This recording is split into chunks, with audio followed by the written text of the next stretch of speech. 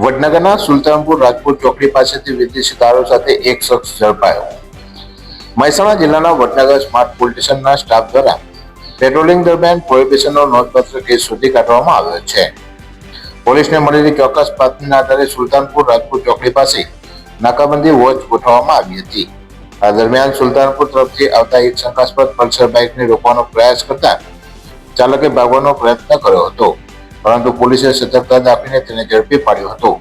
બાઇકની તલાશી લેતા તેમાંથી ભારતીય બનાવટના વિદેશી દારૂની બોટલો તથા બિયરના ટીન મળી આવ્યા હતા, જેની અંદાજે કિંમત ₹47,000નો વિદેશી દારૂ ઝડપી પાડ્યો હતો. પોલીસે બાઇક સવાર સોનુજી ભરતજી ઠાકોર ઉંમર વર્ષ 20 રહે સુલતાનપુરની અટકાયત કરી તેની પાસેથી વિદેશી દારૂ અને એક એન્ડ્રોઇડ મોબાઈલ ફોન અને પલ્સર બાઇક સહિતનો મુદ્દામાલ કિંમત આશરે ₹1,17,252નો જપ્ત કરવામાં આવ્યો છે.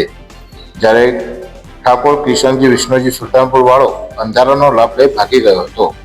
હાલમાં વડનગર પોલીસે આ ગુનો અંગે કાયદેસરની કાર્યવાહી હાથ ધરી છે અને દારૂનો જથ્થો ક્યાંથી લાવવામાં આવ્યો હતો તે દિશામાં તપાસ શરૂ કરી છે. આમ વડનગર પોલીસે સરાહનીય કામગીરી કરી છે.